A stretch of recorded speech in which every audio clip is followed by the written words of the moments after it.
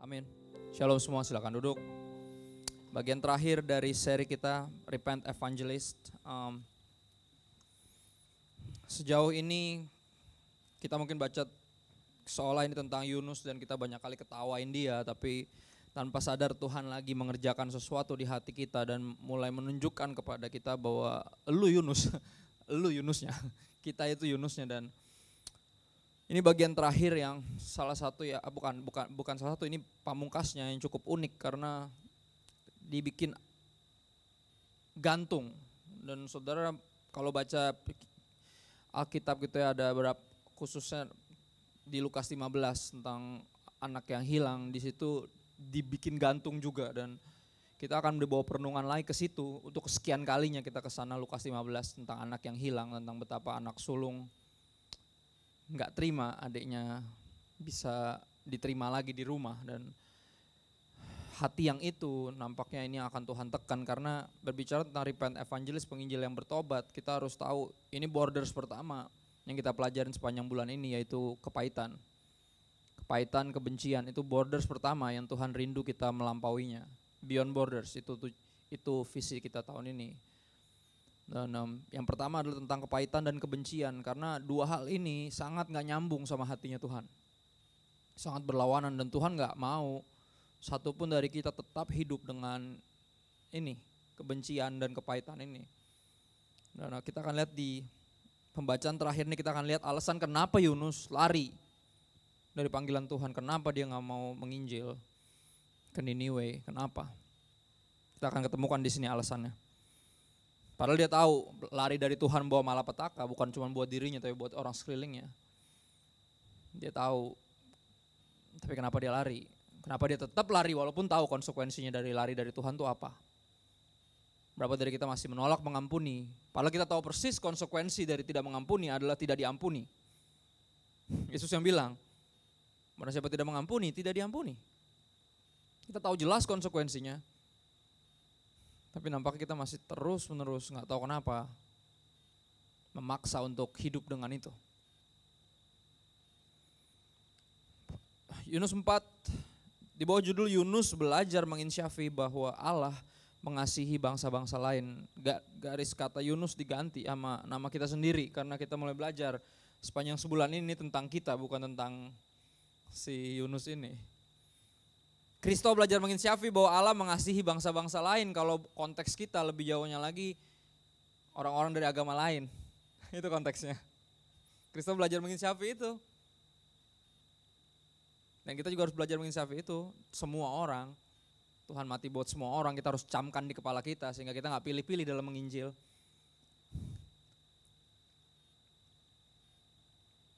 Yunus 4 mulai ayat 1-4 kita akan berhenti. Di bawah perenungan nanti di depan ada slide-nya. Tetapi hal itu sangat mengesalkan hati Yunus, lalu marahlah ia. Apa? Revival, pertobatan besar-besaran di kota salah satu yang paling besar, di ibu kota terbesar, salah satunya yang di Alkitab ada. Revival satu kota saudara, sampai pembesar ya, sampai raja wilayah yang kalau bisa dibilang bertobat juga. Dan hal itu sangat mengesalkan hati Yunus. Wow, ada ya orang yang kesel orang lain bertobat. Saya juga heran, tapi ternyata ada. Ternyata ada dari kita yang segitu dikuasai kebencian sampai kita berharap orang yang kita benci gak perlu bertobat, jadi binasa. Wow.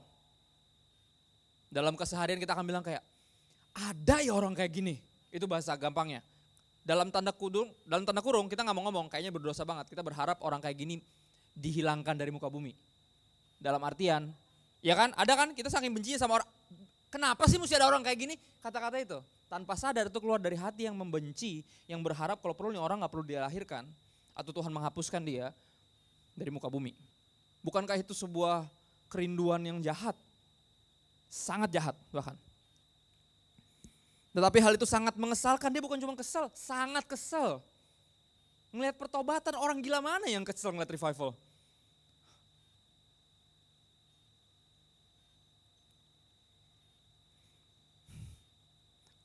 Gini, dia kesel lihat pertobatan, masih berdoa lagi sama Tuhan. Lihat gak?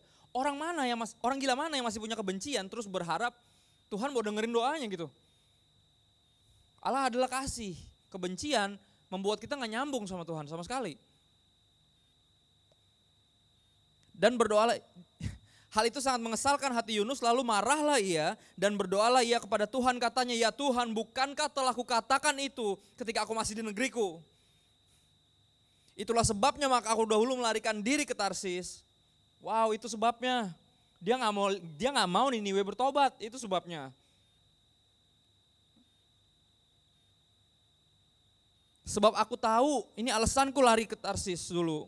Karena aku tahu bahwa engkaulah Allah yang pengasih dan penyayang, yang panjang sabar dan berlimpah kasih setia, serta yang menyesal karena malapetaka yang hendak didatangkannya. Jadi sekarang ya Tuhan, lihat dia masih berdoa dengan gaya yang kemarin. Dengan kata-kata indah yang membungkus kebencian. Ya kan? Indah kan kata-katanya? Wih. Kita tahu dari mana dia nabi, karena dia jago ngomong.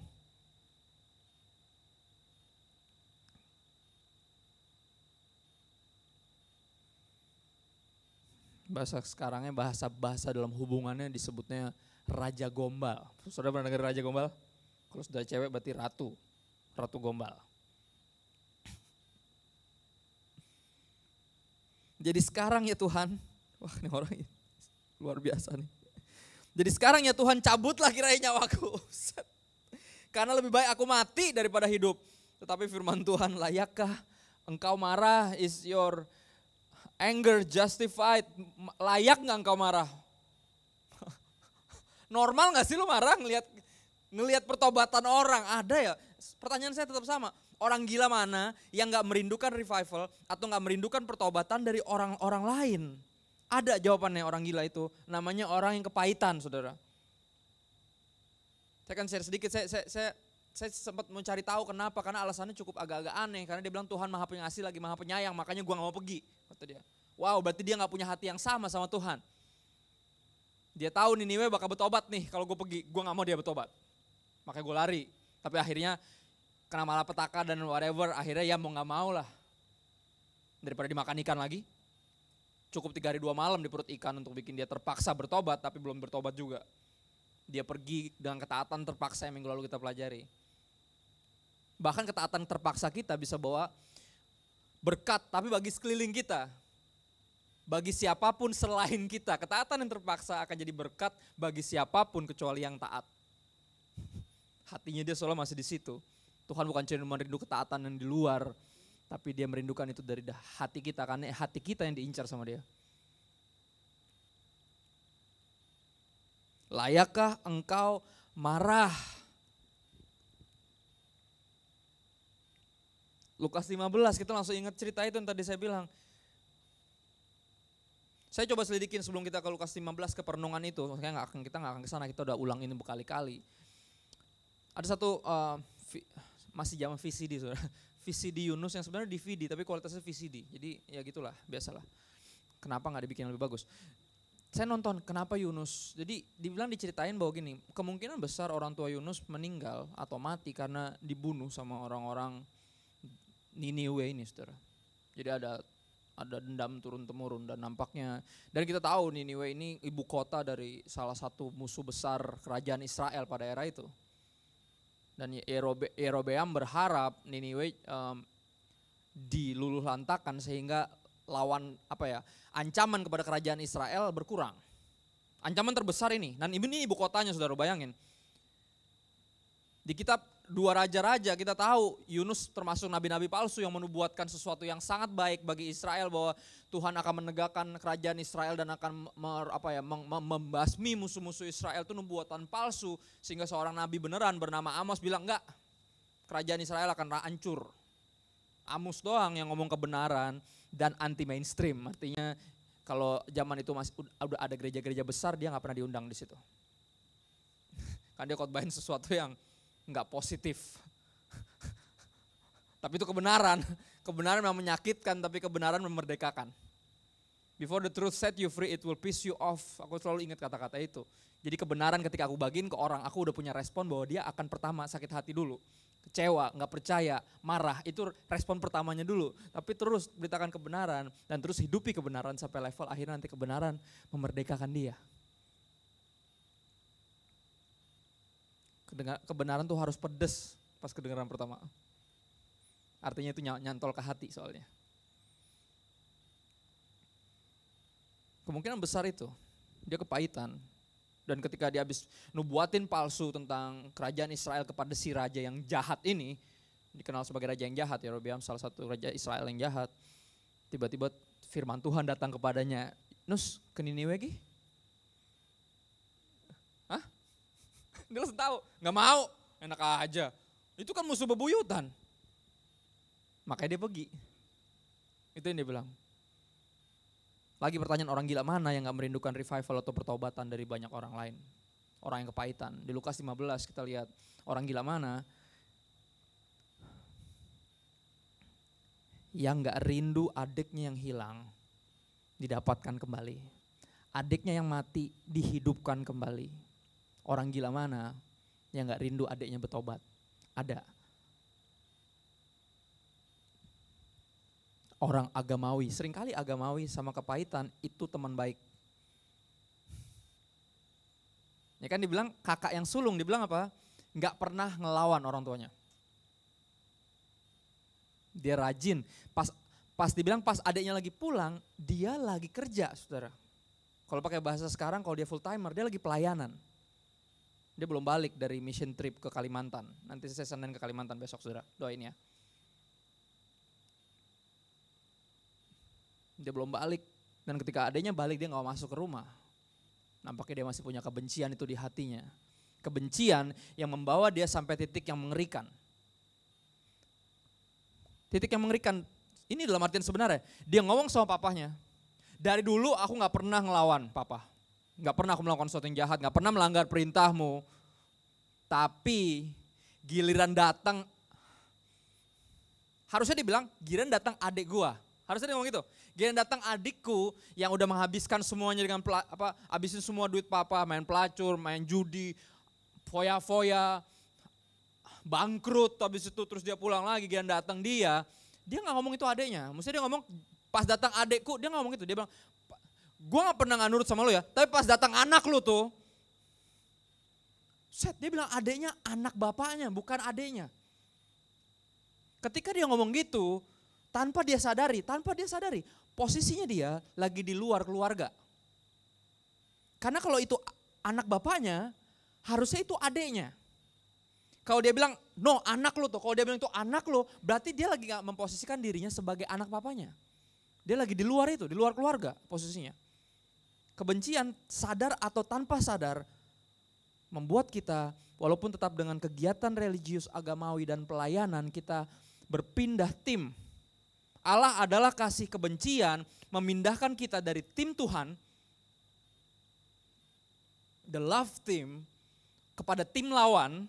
Cuma ada 2 tim saudara, gak ada 6 atau 4 atau cuma 2 timnya.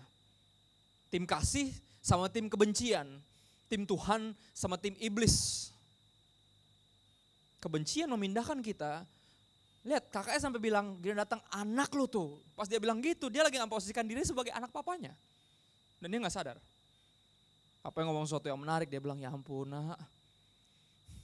Selama ini lu bersama-sama dengan gue, masa semua yang gue punya mestinya lu punya juga. Itu bukan bicara tentang uang, itu bicara tentang hati. Bukankah kita harusnya bersuka cita, adikmu yang hilang sudah didapat kembali. Adikmu yang mati sudah dibangkitkan kembali, bukankah mestinya kamu bersuka cita? Lihat, bapaknya mempertanyakan hatinya. Dan orang gila mana yang gak menghendaki pertobatan dari banyak orang lain? Orang yang kepahitan. Orang yang punya kebencian memindahkan kita dari tim sorga ke tim satunya lagi. Coba lihat slide-nya. Kebencian bahkan memasukkan kita dalam kategori yang tersendiri dan serem saudara. Coba slide saya boleh munculin. Di 1 Yohanes 3 ayat 15, saudara ingetin itu aja. Yohanes 3 ayat 16, dimundurin 1, ditambahin 1 di depannya. 1 Yohanes 3 ayat 15 bilang gini, setiap orang yang membenci saudaranya adalah seorang pembunuh manusia. Tidak ada seorang pembunuh yang tetap memiliki hidup yang kekal di dalam dirinya. Di ayat sebelumnya, 1 Yohanes 3 ayat 14 dibilang kita tahu kita sudah berpindah dari maut kepada hidup. Ketika kita mengasihi saudara kita. Kita tahu dari mana kita udah pindah dari maut kepada kehidupan kekal, kita tahu dari kenyataan bahwa kita sudah mampu mengasihi saudara kita. Kalau kita belum mampu, kita masih berada di mana?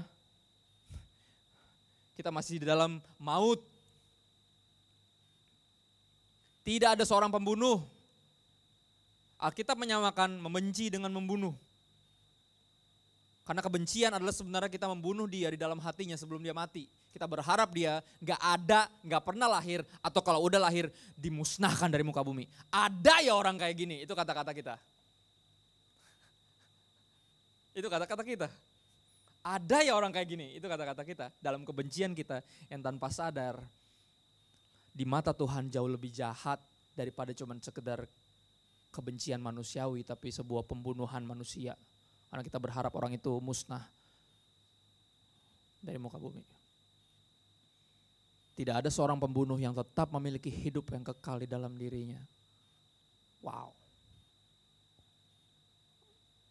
Artinya Tuhan bukan cuma gak mentolerir dalam artian hukum. Tuhan menyadarkan kita bahwa kebencian itu merusak hati dan memindahkan kita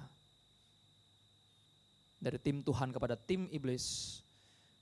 Merusak hati dan membuat hati kita semakin jauh dari memiliki hatinya Tuhan.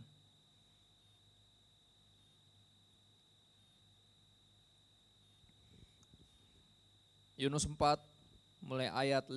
Tuhan bertanya sama Yunus di ayat 4, layakkah engkau marah?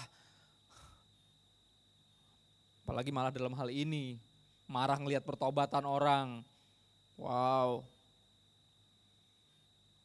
Yunus 4 ayat 5, Yunus telah keluar meninggalkan kota itu dan tinggal di sebelah timurnya.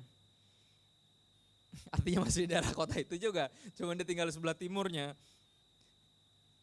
Ia mendirikan di situ sebuah pondok dan ia duduk di bawah naungannya. Pondok yang dia buat tuh kayak pangkalan ojek tuh kan bentuknya. Ia duduk di bawah naungannya menantikan apa yang terjadi atas kota itu.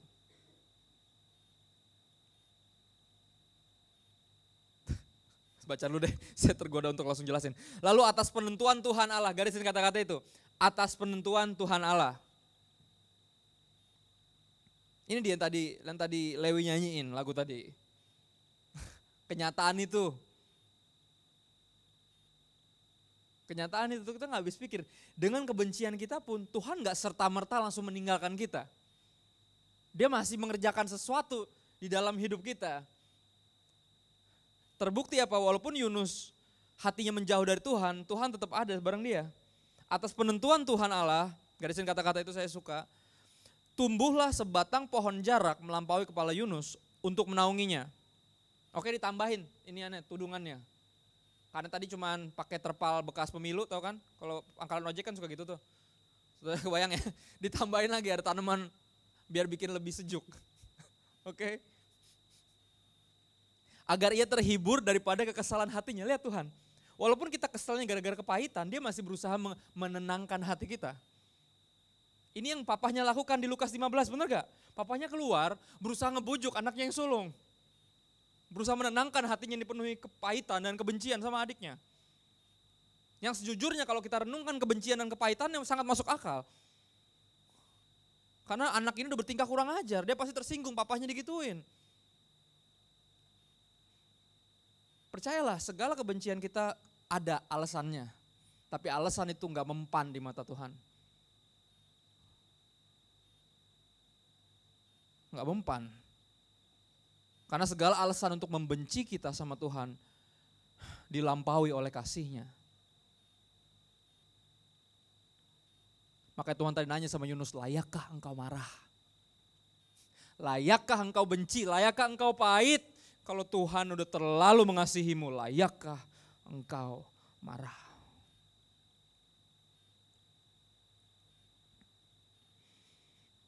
Menarik nih apa yang Tuhan lakukan. Agar ia terhibur daripada kekesalan hatinya.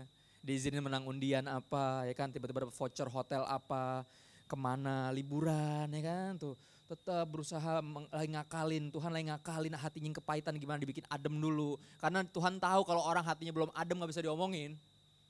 Ya enggak? Ya kan? Kenapa firman demi firman yang bukan cuma bagus tapi mind blowing dan heartwarming. Kenapa nggak ada yang merubah hidup kita walaupun kita ke gereja tiap minggu? Nampaknya penghalang terbesar adalah kepahitan kita itu. Tuhan mau melakukan apapun atas penentuan Tuhan Allah. Tuhan melakukan apapun untuk menenangkan hati kita yang lagi dipenuhi kekesalan. Tapi lihat, hiburan-hiburan duniawi itu, ngerti maksudnya? Nggak pernah cukup. Karena penyakitnya masih ada di sini. Sakitnya tuh di sini. Dan hiburan itu cuma sampai menudungi atap kita, kepala kita lebih adem gitu rasanya. Daging ini, tapi gak sampai ke sini ademnya. Api kebencian hanya bisa diredakan oleh bukan air dari cinta, tapi api cinta, diganti apinya. Karena dua-duanya api yang menghanguskan. Baik kebencian maupun kecintaan akan Tuhan, dua-duanya api yang gak bisa dipadamkan oleh air manapun. Jadi artinya penghiburan dunia ini gak akan pernah bisa memadamkan kebencian kita. Hanya api yang dari Tuhan yang bisa gantiin itu.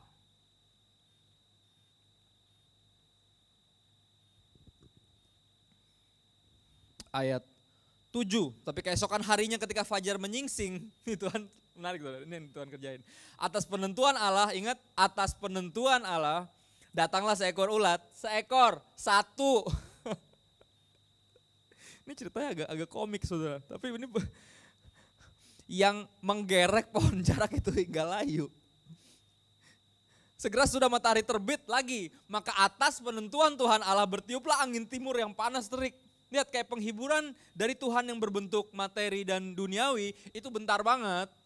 Habis itu langsung Tuhan dengan kedaulatan yang mendatangkan ulat satu doang.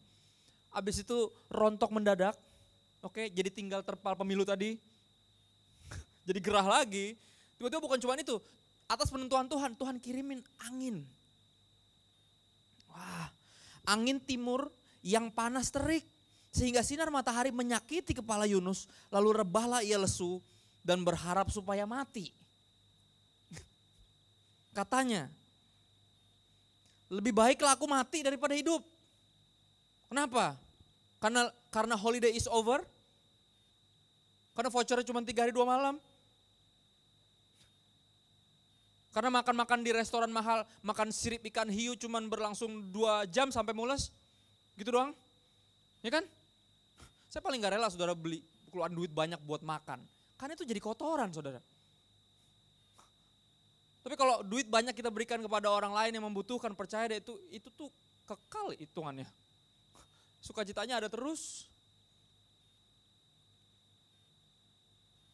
Ayolah kita harus belajar percaya. Kita orang pertama yang harus belajar percaya.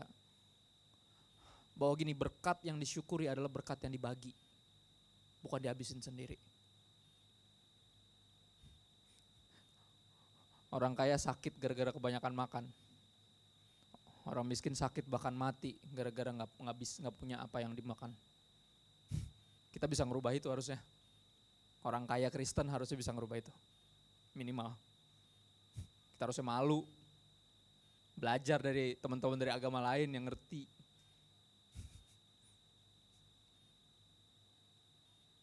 Sampai mereka dengan berani bilang, ya kalian mengajarkan kasih tapi kami mempraktekannya. Pernah berasa kayak ditampar di muka gak? Dan gak bisa ngomong apa-apa. Memang kenyataannya mereka melakukan hal itu. Mereka bantuin semua orang dari agama manapun. Gratis. Dan kita anak Tuhan sibuk ngomongin cinta. Terus diomongin. Dan gak mampu mempraktekannya karena ada kepahitan yang drag us down. Itu bahasa Inggrisnya. Membawa kita ke neraka, ditarik kayak jangkar. Kayak batu kilangan yang diikat di kaki. Yang bawa kita bukan terus naik dan tidak turun, tapi terus turun dan tidak naik lagi.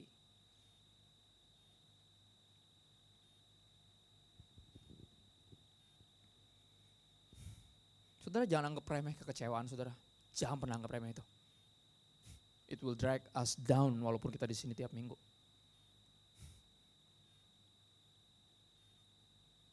Percayalah.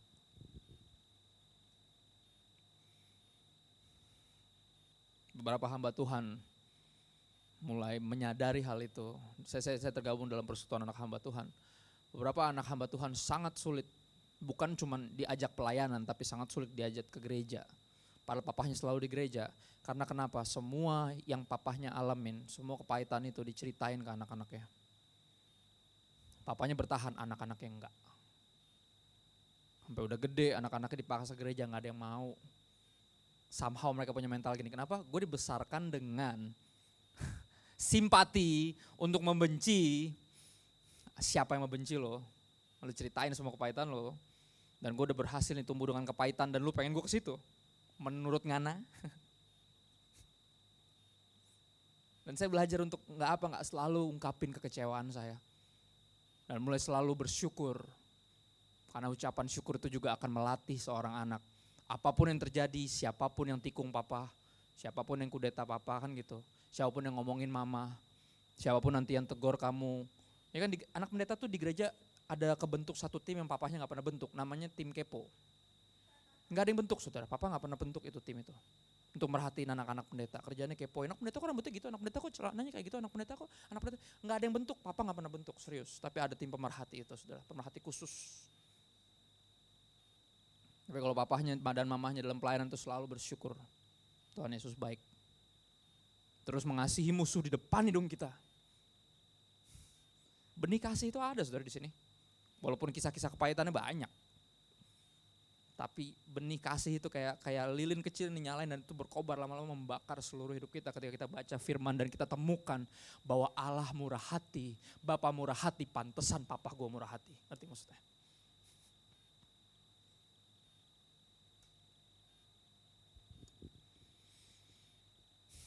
Menarik banget. Pertanyaan nomor 2, orang gila mana yang menantikan untuk atau menyaksikan penghukuman Tuhan atas orang-orang lain? Orang gila mana yang nontonin orang lain pinjem bahasa Arab ya, kena azab, tau gak?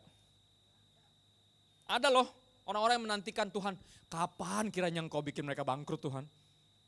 Karena pembalasan hak Tuhan jadi bagian kita adalah menonton. Serius, ada orang gila yang kayak gitu. Ada saudara, namanya orang yang dikuasai oleh kebencian. Saudara bayangin ya, ini posisinya, dia ngambil tempat di bagian yang nyaman untuk nonton saudara. Kalau lagi nonton bioskop tuh dia milih bangku mana yang enak ya. Di sini. Dia di situ bikin pangkalan ojek. Dia nungguin amarah Tuhan turun. Padahal dia tahu satu kota lagi bertobat dan dia tahu amarah Tuhan gak bakal turun karena Tuhan udah gak jadi kadang ngeliat pertobatan mereka. Dia berharap gue mau lihat hujan api dan belerang turun dari langit. Untuk habisin semua musuh gue.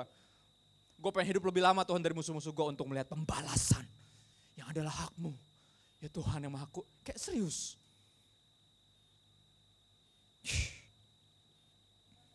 Dan kita temukan di Alkitab saudara kisah yang sangat berlawanan dengan ini. Oke, boleh slide saya munculin. Slide yang nomor 2.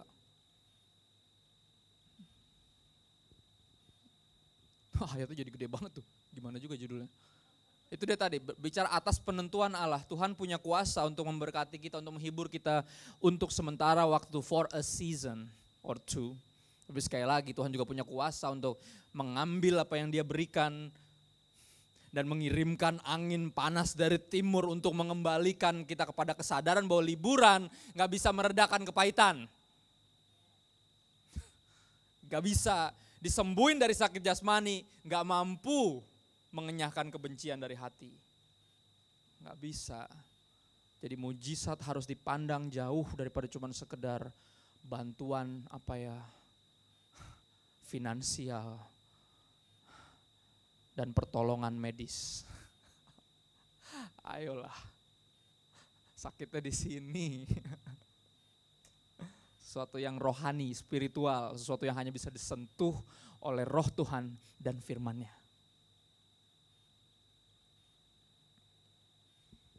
Di Kisah Rasul 16 ayat 28 ada kisah yang cukup serupa dari seorang yang punya segala alasan untuk pahit. Di perjanjian lama kita tahu ada seorang bernama Yusuf yang punya segala macam alasan untuk pahit. Entah sama keluarganya sendiri atau sama Tuhan yang mengizinkan. Kenapa aku mesti ada terpuruk di ruangan ini? Saya udah kerja bagus, kenapa saya mesti difitnah sama istrinya? Apa salah saya jadi ganteng? Itu kata Yusuf, bener kan? Problemnya dia karena dia ganteng, bener? Saudara, jelek itu problem, tapi ganteng juga problem, saudara. Karena jelek dan ganteng gak ada hubungannya, Tuhan gak ngeliat itu. Kaya dan miskin juga gak ada hubungannya, saudara. Karena problem kita bukan dikurang duit, atau gak tahu duitnya mau diapain, problem kita ada di sini. Penyakit kita ada di hati.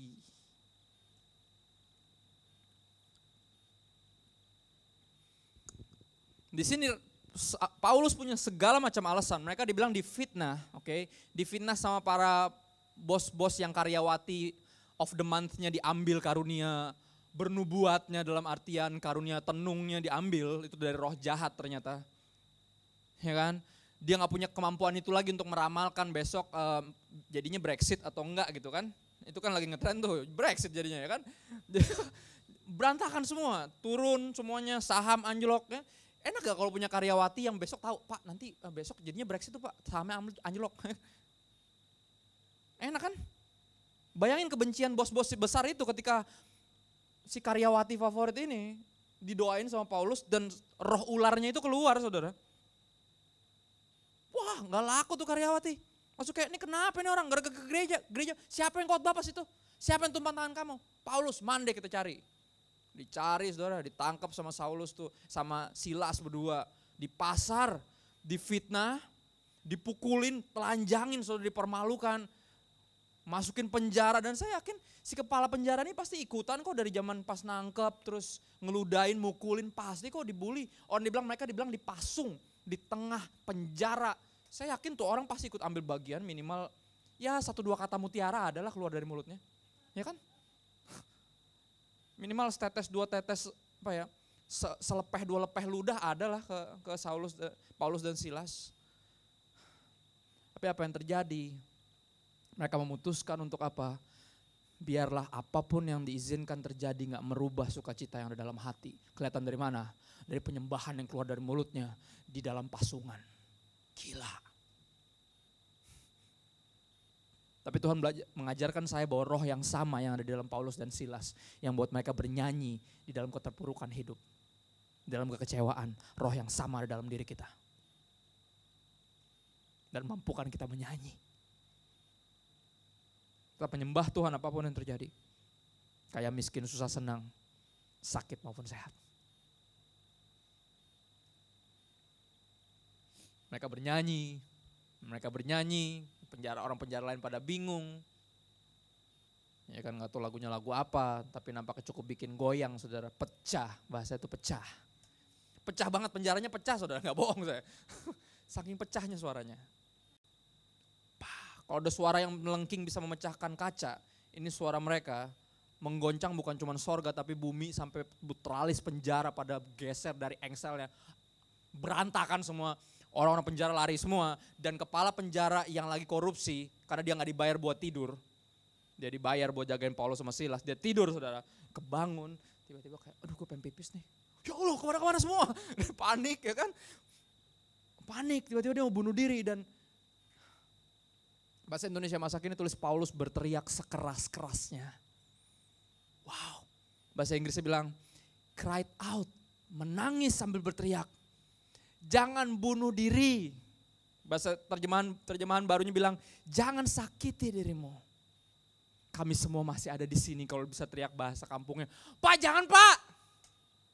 Sambil nangis. Kita masih di sini Pak. Jobdesk Bapak apa jagain kita kan?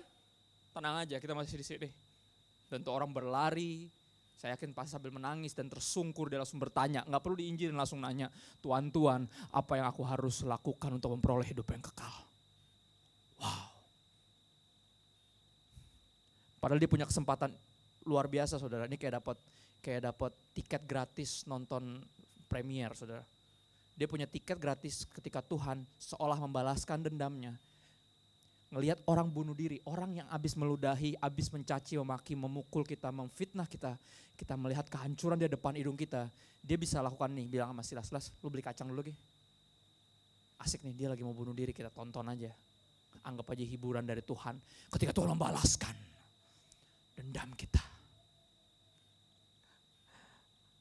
Tapi dia gak punya hati yang itu saudara. Dia punya hatinya Kristus. yang gak rela ngelihat semua pembunuhnya. Saudara mesti belajar percaya bahwa kita pembunuh Kristus ketika dia hidup di bumi. It was our sin that held him there on the cross. Tapi apa yang dia lakukan kepada para pembunuh? Dia mendoakan lebih jauh, dia menyelamatkan kita. Berteriak, jangan sakiti dirimu, jangan bunuh diri Pak, kita masih di sini.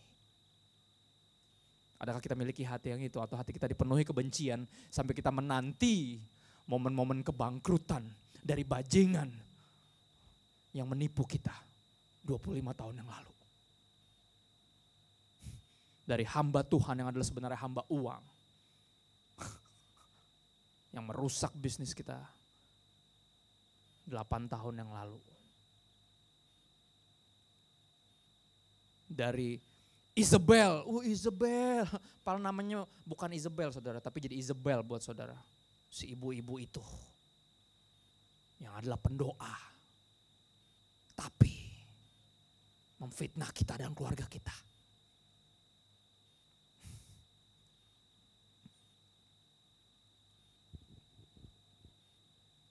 Orang gila mana yang menantikan atau menantikan untuk menyaksikan penghukuman Tuhan atas orang lain? Orang yang dikuasai oleh kebencian. Dan seri ini sepanjang sebulan ini lagi merombak hati kita. Karena Tuhan mau ngerubah itu.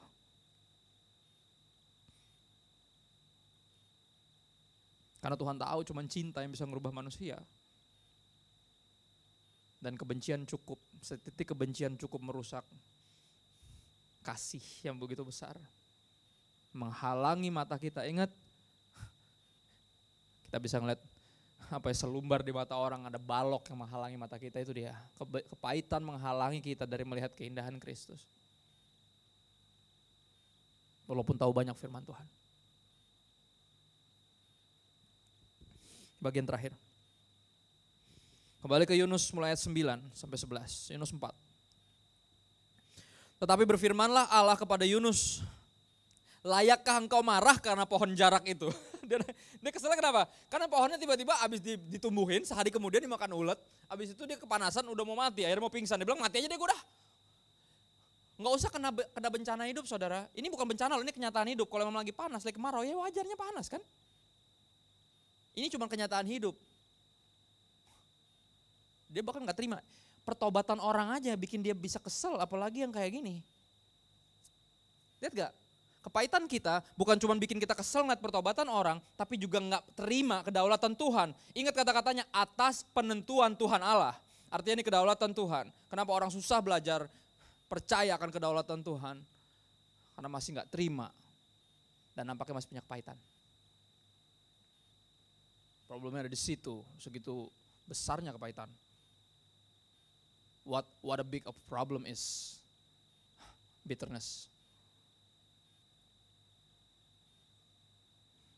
Padahal konsepnya sederhana, either we get better or be bitter. Entah kita kepahitan atau jadi lebih baik dari hari ke hari. Diubah menjadi semakin serupa dengan Kristus. Better atau bitter beda satu huruf tapi beda jauh. Kayak penjahat sama penjahit saudara. Beda satu huruf tapi beda jauh. Penghasilannya bisa beda jauh juga sih. Tapi sekali lagi duit gak kepake di sorga. Saya mau ingetin itu aja. Apa yang kita banggakan di sini, kita kejar di sini sampai bikin bunuh-bunuhan, di sorga diinjak-injak. Ya kan gambaran sorga sederhana. Jalanan dari emas. Dan dibilang tidak ada lagi kejahatan. Kenapa? Karena akar segala kejahatan adalah cinta uang. Makanya di sana gak dipakai duit. Makanya gak ada yang jahat. Karena gak ada yang cinta uang. Cinta uang tuh saingannya cinta Tuhan saudara. Yesus yang ngomong loh. Kenapa jadi ngomongin duit gak tahu. Yuk. Mungkin masih ada yang cinta uang. Mudah-mudahan hari ini bertobat. Tujuannya itu kan seri ini. Repent Evangelist, penginjil yang bertobat. Ayat 9 saya ulang, tapi berfirmanlah Allah kepada Yunus, layakkah engkau marah karena pohon jarak itu? Jawabnya, selayaknya aku marah sampai mati. Dia ngomong sama Tuhan tuh segitunya. Kepahitan bikin kita tuh kita punya sikap hati kepada Tuhan tuh ngaco setengah mati. Berasa ini hak kita. untuk Tuhan membalaskan kejahatan dari orang lain, dan kepahitan kita tuh seolah kayak pembenaran dari dalam kita. Ya iyalah gue kepahitan kan gitu, kayak kita gitu ngomong gitu sama Tuhan. Kayak Tuhan gak tahu aja apa yang dia udah lakukan kepada saya. Lihat Kak, kayak ada pembenaran, tapi lihat mental kita jadi ngaco sama sekali. Kita gak mendekati Tuhan dengan hati yang semestinya. Dalam tangisan, Tuhan, kenapa gue masih punya kebencian terhadap orang itu? Help me.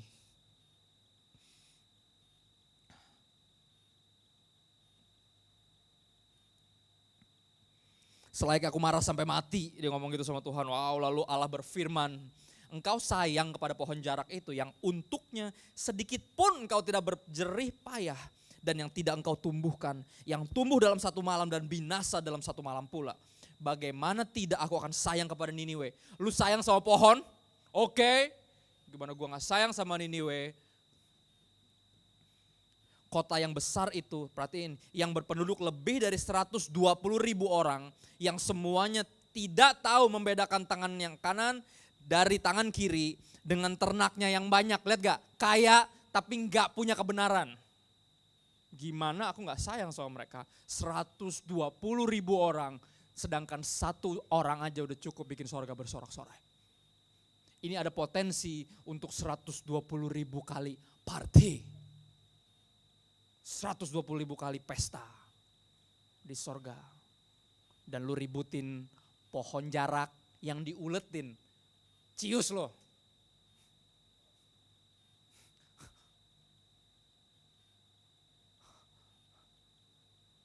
Lu ributin MLM palsu yang diceritain sama tetangga lo itu. Serius lo. Lu gak pengen dia bertobat? Lu pengen dia binasa? Gara-gara investasi bodong itu? Serius? Wow. Lihat gak kebencian udah memindahkan kita segitu jauhnya dari hati Tuhan. Tuhan menghendaki pertobatan banyak orang, kita menghendaki yang sebaliknya.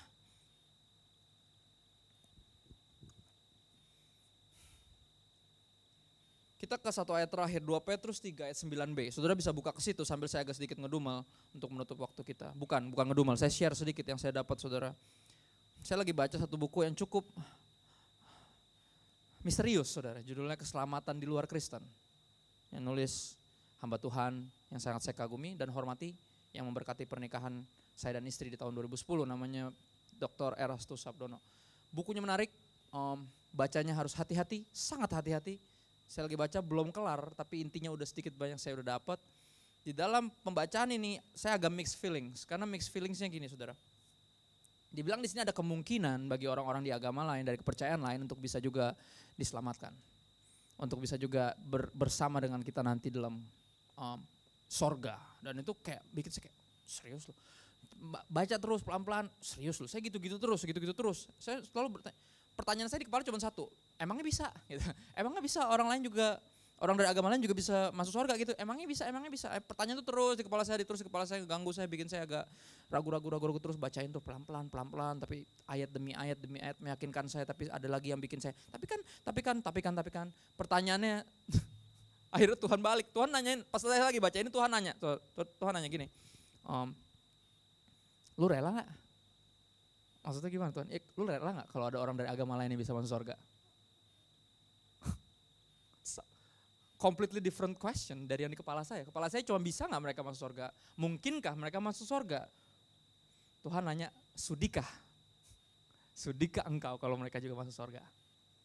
Tiba-tiba saya langsung taruh bukunya. Saya nangis.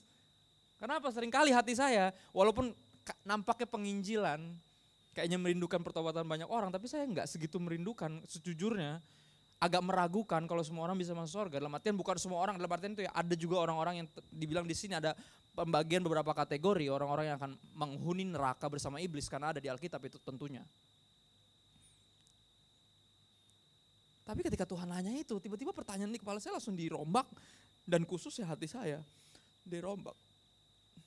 Saya masih baca, ada satu tulisan lagi yang cukup bagus, tapi dengan bahasa yang jauh lebih tinggi, ditulis oleh salah satu ketua STT di kota kita nih, Sekolah Tinggi Teologi di Jakarta ini, dan bahasanya sangat teologis tinggi, dan saya langsung berasa kayak gue mesti sekolah teologi deh, gue gak ngerti ini apaan gitu, ya kan? Tapi bagus, dan pelan-pelan saya dikit-dikit cari kata di kamus, cari kata di Google, tanya sama yang sarjana teologi teman saya Samuel Andri, ntar lagi saya mau tanya banyak hal, tanya apa artinya, pengen nanya. Tapi di tengah pertanyaan itu, mungkinkah Tuhan nanya, sudikah? Wow, tiba-tiba saya langsung teringat beberapa ayat dalam perenungan kita. Coba sebelum kita ke 2 Petrus 3 ayat 9b. Saya akan bikin ini tanggung saudara, saya gak mau jelasin bukunya karena saudara harus beli atau pinjam saya minimal. Baca sendiri, gak bisa diceritain dengan gampang, mesti direnungkan. Sangat direnungkan saudara. Dan itu akan mengubah seluruh penginjilan kita. Bukan akan bikin makin malas penginjilan karena ya ntar juga masuk surga, bukan itu. Kalau kita malas penginjilan, kita gak punya hatinya Tuhan. Karena Kristus datang tinggalin sorga sebagai penginjil ke sini. Beritain kebenaran, beritain kerajaan sorga, Injil kerajaan sorga. Bahkan sampai menjadi Injil tersebut ketika dia mati buat kita. Memungkinkan siapapun, Kristen maupun non, bisa masuk sorga. Memungkinkan itu. Ya dong. Kalau enggak sia-sia semua pengorbanan, sia-sia semua kalau di orang-orang Yahudi mengorbankan domba dan semua darah-darahnya itu enggak ada efeknya kalau Kristus enggak mati. Tapi Kristus mati, artinya itu ada efeknya. Ayo jangan kelamaan, nanti lama-lama saya bocorin bukunya. Saya mau bikin ini tanggung kayak kisah Yunus. Kan Yunus tutupnya gitu doang, cuman Tuhan nanya sama Yunus gak jawab, udah tetot, tamat. Tiba-tiba udah ada lagu, udah ada tulisan, pemeran siapa. Ya. Dibikin tanggung saudara. Mungkin ada sequelnya, tapi kita dicari di Alkitab gak ada Yunus 2 saudara. Jadi nampaknya sequelnya adalah hidup kita, apakah kita jadi Yunus yang berikutnya, apakah jawaban dari pertanyaan Tuhan, apakah kita mengasihi sesama seperti diri sendiri, yang kalau ditarik intisarinya adalah gini, kalau kita rindu selamat, seberapa kita rindu orang lain selamat, itu intisarinya. Seberapa kita rindu mereka juga bisa di sorga. Karena itu akan menentukan penginjilan kita.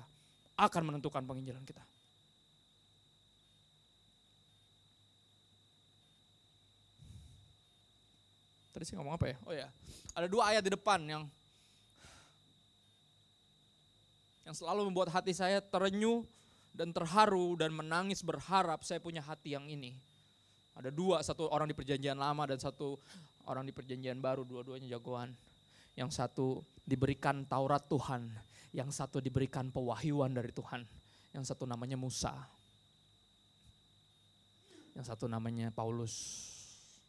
Coba kita lihat ada 2 ayat sebelum kita tutup dengan pembacaan terakhir kita 2 Petrus 3 ayat 9b. Boleh lihat? Oke, bukan 2 Petrusnya, slide-nya. 2 Petrus nanti kita lihat sama-sama.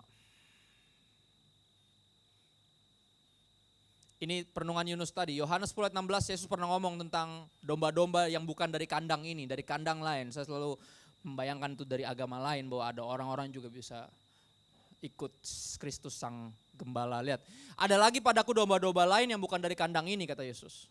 Domba-domba itu harus kutuntun juga kata Yesus. Ini sebuah, kalau Yesus bilang harus artinya harus. Artinya kita harus menginjil, harus bukan pilihan. Karena domba-domba dari kandang lain ini juga harus dituntun juga sama Yesus, kata Yesus. Dan mereka akan mendengarkan suaraku, itu ciri-cirinya. Dari kandang lain, dari manapun, mereka akan dengarkan suaraku. Tapi gimana caranya mereka dengerin kalau gak ada yang ngomong? Gak ada yang penginjilnya, gak ada yang memberitakan injilnya, gak ada yang ngomongin itu. Tapi mereka gak bakal mau denger, buang jauh-jauh asumsi itu. Kita tahu dari mana mereka mau dengar kalau kita gak pernah kasih tahu. Kenapa kita gak mau kasih tahu? Karena resikonya terlalu besar buat kita. Oh ya, Yesus mati buat kita. Resiko apa yang terbesar yang kita miliki? Orang yang sadar Kristus mati untuknya akan hidup, bahkan mati untuk Kristus. Ada lagi padaku domba-domba lain yang bukan dari kandang ini. Domba-domba itu harus kutuntun juga, dan mereka will listen to my voice, akan mendengarkan suaraku, dan mereka akan lagi menjadi satu kawanan dengan satu gembala. Penginjilan harus diberitakan kepada semua orang. Karena potensinya bukan cuman ada, tapi harus, kata Yesus. Harus kutuntun juga. Mereka akan mendengar suaraku dan mereka akan menjadi satu kawanan domba dengan satu gembala, yaitu Kristus. Kita lihat 2 ayat ini dari orang-orang yang memiliki hati Tuhan. Boleh maju? Yang pertama namanya Musa. Keluaran 32 ayat 32, saudara ingetin ini. Ini satu benar-benar ya selalu membuat hati saya terenyuh. Karena Musa memiliki hati Tuhan sampai level kayak gitu. Dia bilang gini, di ayat 31 dia bilang, Tuhan aku tahu engkau pasti marah. Karena mereka bikin patung dari lembu emas, aku tahu. Aku tahu engkau pasti kecewa, sakit hati, marah, kesel. Karena hal bodoh yang mereka lakukan, tapi please, kiranya engkau mengampuni dosa mereka. Musa ngomong sama Tuhan. Dan jika tidak, hapuskanlah kiranya namaku dari dalam kitab yang telah kau tulis. Dia bilang apa? Please ampunin mereka. Kalau demi mengampuni mereka engkau harus menghapuskan namaku dari kitab kehidupan. So be it, hapuskan namaku. Gila. Ini hatinya Tuhan. Dia ngomong gitu. Dan berikutnya, di perjanjian baru, seorang yang bukan menerima hukum Taurat langsung dari Tuhan, tapi menerima pewahyuan dari Tuhan, akan hukum Taurat yang diberikan ribuan tahun sebelumnya. Roma 9 ayat 2-3 bahasa Indonesia masa kini tulis gini. Paulus ngomong tentang orang-orang sebangsanya yang belum menerima Kristus. Salah satu penentang Kristus sebagai Tuhan adalah orang-orang dari agama Yahudi.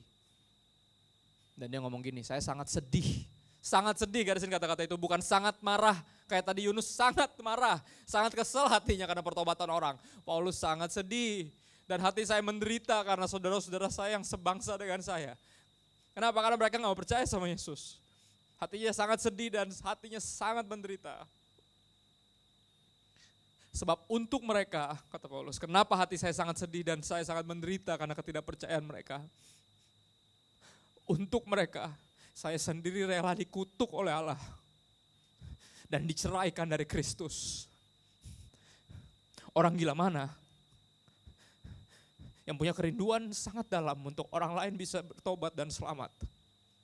Bahkan sampai bilang taruhannya gini, Tuhan, kalau demi mereka mau dengerin Kau dan masuk surga, aku mesti terpisah dari Kristus. So be it. Dia bilang apa? Kalau emang ini gue harus binasa, biarlah gue binasa tapi mereka selamat. Hati yang itu,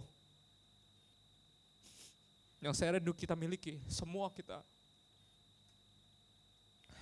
Yang rela melakukan apa aja, terpisah dari Kristus. Hei, kerinduan semua jiwa, khususnya orang Kristen yang ngerti adalah bersama dengan Kristus selamanya. Tapi Paulus punya kerinduan lebih tinggi, dia rindu orang lain bisa kenal Kristus dan terima dia sebagai Tuhan dan Juru Selamat. Kalau emang gue harus binasa karena itu, kata Paulus, biar gue binasa. Itu whole another level. Setuju gak saudara? Whole another level of love. Dan itu pernah dimiliki oleh dua manusia ini. Dan saya yakin dimiliki oleh Kristus. Karena dia bilang gini, saya rela tinggalin sorga jadi manusia. Buat orang-orang ini. Saya rela sorga memalingkan wajahnya.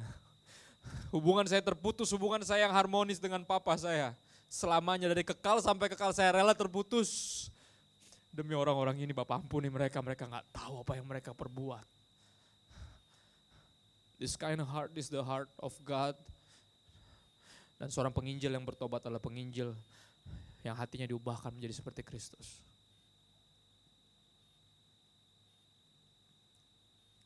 Sekeras-kerasnya Musa, sekeras-kerasnya Paulus, hatinya Kristus.